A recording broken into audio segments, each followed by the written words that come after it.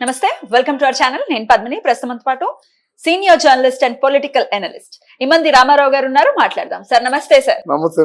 Sir, heroine Poonam Kaur ఎప్పటికప్పుడు తన వ్యాఖ్యలతో నెట్టింట కొంత యాక్టివ్ గానే ఉంటుంది. అయితే తను ఈ మధ్య చేసినటువంటి కమెంట్స్ కూడా ఇప్పుడు వైరల్ గా మారుతున్నాయి. అటు టీవీ ఛానల్స్ ని దుమ్మెత్తు పోస్తూనే, అంటే వాళ్ళ దగ్గర ఉన్నటువంటి సమాచారమే నిజమని, అది ఖచ్చితంగా ప్రజలు నమ్మాలి అనేటట్టుగా బిహేవ్ చేస్తున్నాయి కొన్ని టీవీ ఛానల్స్ అంటూ ఆవిడ వ్యాఖ్యానించడం, అలాగే విజయసాయి రెడ్డిని ఆవిడ కొంత వెనకేసుకొని రావటం అనేది గిరిజన మహిళల కోసం ఆయన చేస్తున్నటువంటి ఒక చిన్న పోరాటంలో ఆవిడ వెనకేసుకు రావటం అనేది కూడా జరుగుతాం. దీన్ని ఏంటి సార్ ఈ వ్యవహారం ఎట్లా చూడొచ్చు? ఇప్పుడు పూనం కౌరు ఇన్ని మాటలు మాట్లాడిన మనిషి వాస్తవాలు తెలుసుకొని మాట్లాడుతుందా? ఆవిడ కూడా వాస్తవాలు తెలియదు కదా. నువ్వు మాట్లాడితే అది రైటా, నీ మాట్లాడితే అది తప్ప అని ముందు ఆవిడ ప్రశ్నించుకోవాలి. ఆవిడకి ఎంత సమాచారం తెలుసు, తెలిసిన మేరకే మాట్లాడుతుంది. మేము అదే పని చేస్తున్నాం. మేము తప్పు ఎలాగవుతాం? కానీ మీరు నిజమని అదే జనాలు నమ్మాలి అంటూ నమ్మాలి అనేటట్టుగా బిహేవ్ చేస్తున్నాయి ఛానల్స్ అంటూ ఆవిడ వ్యాఖ్య లేదమ్మా. ఇప్పుడు కొన్ని ఛానల్స్ వాళ్ళు చేసినటువంటి తప్పుడు ప్రచారం వల్ల మొత్తం జర్నలిస్టులు అందరికి కూడా ఒక తప్పు, అంటే తప్పుడు రాతలు రాస్తారు, అంటే అసత్యాలను బాగా ప్రచారం చేస్తారు అని ఇట్లాంటి, అంటే వాడుకలో ఉంది ఈ ప్రచారం. కానీ నిజానికి జర్నలిస్ట్ అనేవాడు ఎవడు కూడా ఎవరి మాట విండు. సరైన జర్నలిస్టులు అయితే తన మనస్సాక్షికి ఏమనిపిస్తే అది చేస్తారు. తర్వాత ఇప్పుడు శాంతి ఉంది, ఇప్పుడు అంతకుముందు ఎవరో ఒక సినిమా నటి ఉంది, వాళ్ళ గురించి వైరల్ అయ్యాయి. అబ్బాయి నేను కాదు అన్నారు, చేసిన పని అందరికీ తెలుసు, నేను కాదన్నారు. మళ్ళీ పోలీస్ స్టేషన్కి వెళ్ళారు, మళ్ళీ వచ్చి నేను కాదన్నారు. డ్రగ్స్ టెస్ట్ చేయించుకున్నారు, నేను కాదన్నారు. వీళ్ళ గురించి ఏం చెప్తాము, ఏం చెప్పగలము? ఏ విశ్లేషకుడైనా నువ్వు కాదంటే కాదేమో అనుకుంటాము, మరుసటి రోజు కబురు వచ్చేసరికి ఇదేదో కొనసాగుతుంది అనుకుంటాం, అంతే కదా.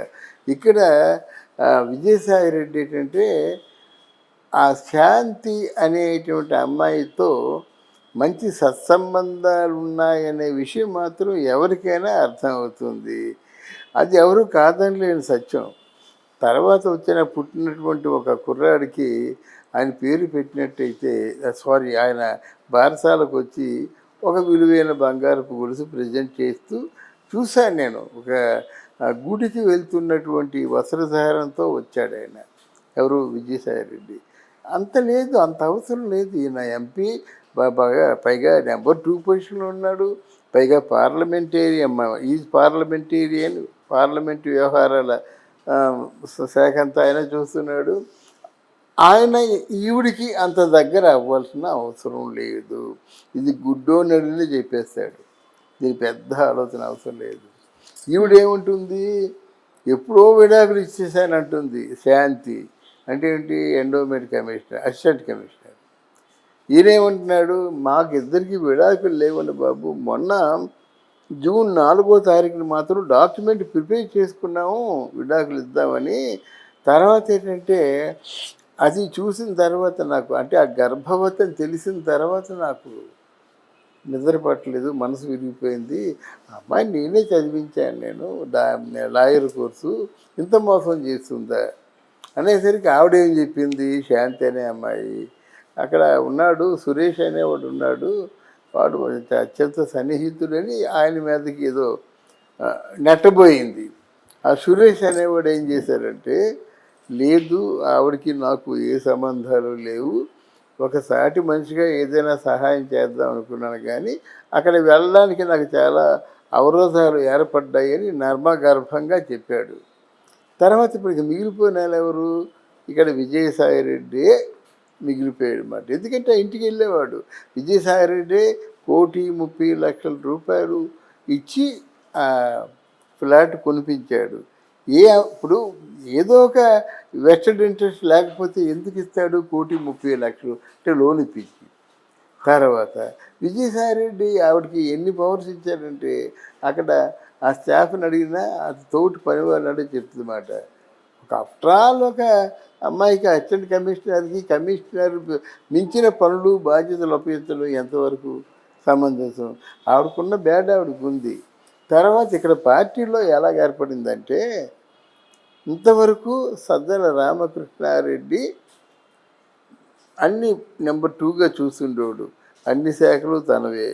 కానీ విజయసాయి రెడ్డి వచ్చిన తర్వాత తన ఓటమికి కారణం సజ్జలే అని 10 మంది చెప్పిన తర్వాత అప్పుడు సజ్జల్ని నానా బూతులు తిట్టి బయటికి పంపించేశాడు ఆయన. అప్పుడు సజ్జల ఏం చేశాడు, మరి విజయసాయి రెడ్డి దగ్గర అవుతున్నాడు కదా, ఇక్కడ ఏదో పెట్టాలి అని 2 రకాలుగా ఉన్నాయి. దీనిలో జగన్మోహన్ రెడ్డి తాలూకు హస్తం ఉందా, లేకపోతే సజ్జలే దీన్ని బయటికి తీసి, ఈ ఇష్యూని బయటికి తీసి వాడిని బదనామం చేసేసి వాడిని ఎక్కడి నుంచి పంపించేద్దామని ఆలోచనతో సజ్జల ఉన్నాడు. దీని వెనక సజ్జల ఉన్నాడు అనుకునేందుకు ఎక్కువ అవకాశాలు ఉన్నాయి. తర్వాత జగన్మోహన్ రెడ్డి గారి తాలూకు ప్రేరేపణతోనే ఈ ఇష్యూ బయటకు వచ్చింది. అక్కడ తెలుగుదేశం పార్టీ వాళ్ళకి అంత తీరిగా లేదు, ఇట్లాంటివి పట్టించుకోరు అన్నమాట. అసహ్యం కదా, ఏంటి పెళ్ళి అవ్వడం ఏంటి, దూరంగా ఉండడం ఏంటి, వాళ్ళకి ట్విన్స్ పుట్టడం ఏంటి, వీడికి కొడుకు పుట్టడం ఏంటి, ఇదంతా బయటికి తెలిసినట్టయితే చాలా అసహ్యంగా చూస్తారన్నమాట. అందువల్ల ఇది అంటే విజయసాయి రెడ్డి కూడా చెప్తున్నాడు, నాకు తెలుసు వైఎస్ఆర్సీపీలో ఉన్నవారే నా తాలూకు నాకు అంటే ఇలా బుర్ర జల్లారు, నా శీలాన్ని చెడగొట్టినట్టు అయింది, ఇప్పుడు నేను ఎక్కడికైనా వస్తాను అంటున్నారన్నమాట. అప్పుడు మొగుడు ఏమన్నాడు, ఎక్కడికైనా రావడం ఎందుకు, ఆ బిడ్డకి నీకు డిఎన్ఏ పరీక్ష చేయించేస్తే సరిపోద్దంటే ఈయన వెనక్కి దింకాడు మాట. అంటే అంత మాట అంటావా, అంటే నా మాటకి గౌరవం ఎవరు ఉంది, ఎవరి మాటకి ఎవరు గౌరవం నిరూపించుకోరు కదా.